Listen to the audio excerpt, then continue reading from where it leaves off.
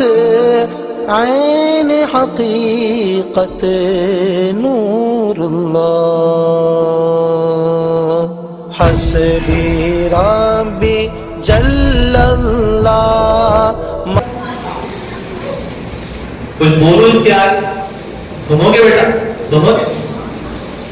وہ بچے ماں باپ کے فرمانبردار ہیں.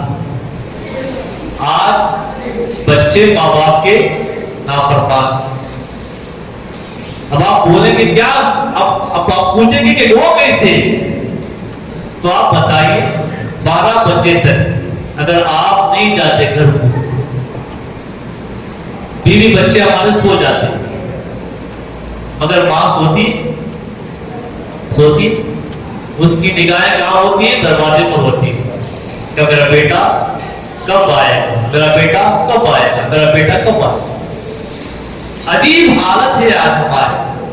میرے پیارے آقا صلی اللہ تعالی علیہ وسلم کے پیارے دیوانوں، بچپنے کے اندر بچوں کی کیفیت الگ ہوتی ہے.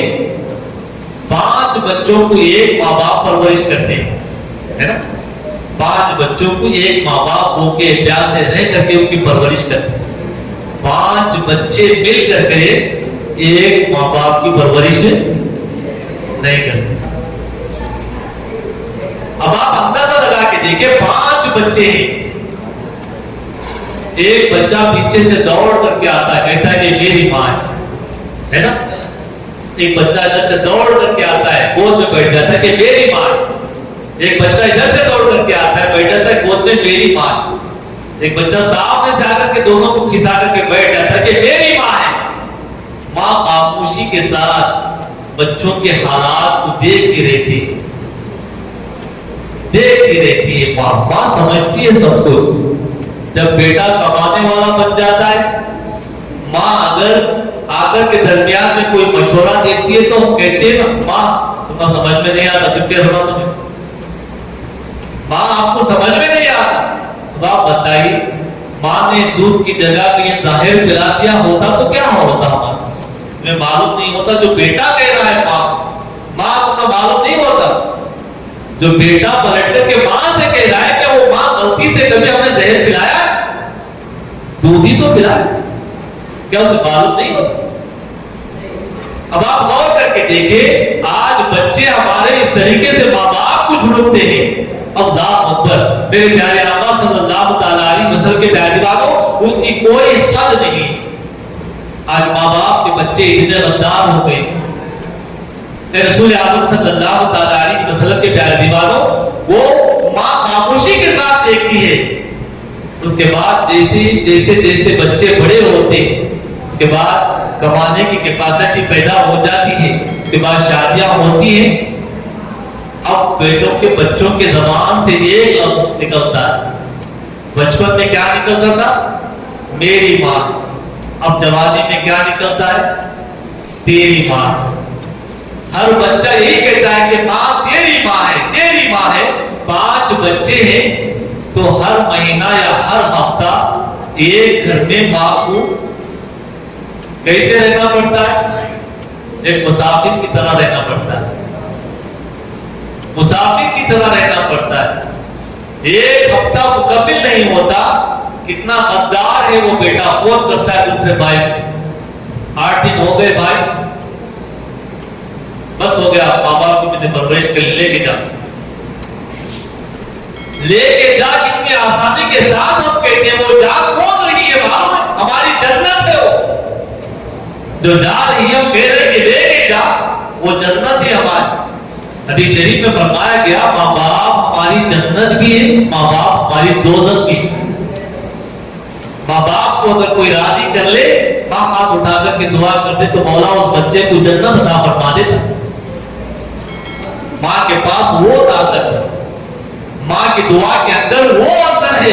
اے رسول اعظم صلی اللہ علیہ وسلم کے پیارے دیوانوں، آج کل کی نسل کو، ہمارے بچوں کو آج ماں باپ کی قدر معلوم نہیں ہے. فرمایا گیا، ماں اگر پیار سے کہتی ہے بیٹے کھانا کھا لے، ہمارا ریاکشن کیسا ہوتا ہے؟ الٹا پلٹ کر کے اب گالیاں دیتے ہیں، پلٹ کر کے جواب دیتے ہیں. اے رسول اعظم کے دیوانوں، قرآن کہتا ہے کہ اف نہ کہو. اپنے ماں باپ اگر کچھ کہہ دے उफ ना कहो, उफ कहना ये भी बड़ा गुनाह है। उफ कहना माँ बाप को ये भी बड़ा गुनाह है। रसूल आज़म सल्लल्लाहु अलैहि वसल्लम के प्यारे दीवानों, क्या समझाया हमने माँ बाप को। एक अल्लाह के बरगज़ीदा वली हज़रत सुफियान सौरी रहमतुल्लाहि अलैहि शायद फरमाते हैं कि मैं एक कब्रिस्तान से गुजरा तो मैंने क्या देखा, असर के वक्त में एक कब्र खुली, एक नौजवान खड़ा हुआ जिसका सारा जिस्म इंसान का था और उसका सर गधे का था, उसका सर गधे का था। उसने चिल्लाया, गधे की तरह चिल्लाया और कब्र में लेट गया, कब्र बंद हो गई। मैं वहां के गांव वालों को पूछा कि कब्र किसकी है, उन्होंने कहा कि हमें नहीं मालूम, इसकी माँ वहां पर है, उससे पूछ लो।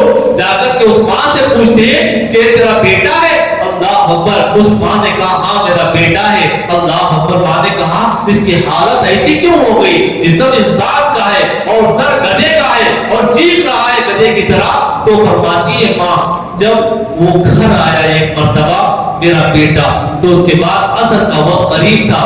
मैंने कहा बेटे तू कहाँ गया, तू कहाँ गया था, तू इतनी ताकत से क्यों आया, अल्लाह अकबर। मेरे बेटे ने मेरे अल्फाज सुन करके मुझसे पलट करके कहा माँ तुम सुबह से शाम तक गधे की तरह क्यों चिल्लाती हो। उसके बाद उसने कहा, मुझे कहा कि गधे की तरह क्यों चिल्लाती हो। अंदर कमरे में गया, जैसे ही गिरा तो उसका इंतकाल हो गया। उसके बाद लोगों ने ले जाकर के दफन किया। तो हर रोज असर के वक्त में उसके ऊपर ये कैफियत जारी होती है। उसने मुझे कहा था कि गधे की तरह क्यों चिल्लाती हो, तो अल्लाह ने उसके ऊपर अज़ाब मुसल्लत कर दिया कि वो हर असर की नमाज के बाद गधे की तरह चिल्लाता रहता है। मेरे प्यारे आका सल्लल्लाहु अलैहि वसल्लम की प्यारी दीवानों, माँ बाप को जवाब देने वालों, जरा ये तो सुनो कि माँ बाप को नाराज करके क्या जहन्नम में जाने की तैयारी करें। ध्यान तक फरमाया गया, अगर कोई चाहता है अल्लाह मुझसे राजी है या नहीं, अगर वो जानना चाहता है, आसान रास्ता बता दिया गया कि अल्लाह मुझसे राजी है या नाराज है। जिसके माँ बाप उससे राजी हैं, अल्लाह भी उससे राजी है। जिसके माँ बाप उससे नाराज हैं, अल्लाह भी उससे नाराज है। नमाजें काम नहीं आएंगी, रोजे काम नहीं आएंगे, हज काम नहीं आएंगे, अगर माँ बाप अगर नाराज हो, जिंदगी भर सजदा करते करते खाने काबा में अगर कोई मर जाए तो जहन्नम में जाएगा। अब आप बताइए माँ बाप की अहमियत क्या है, जानते हैं? हमारे चैनल को सब्सक्राइब कीजिए, लाइक कीजिए, शेयर कीजिए।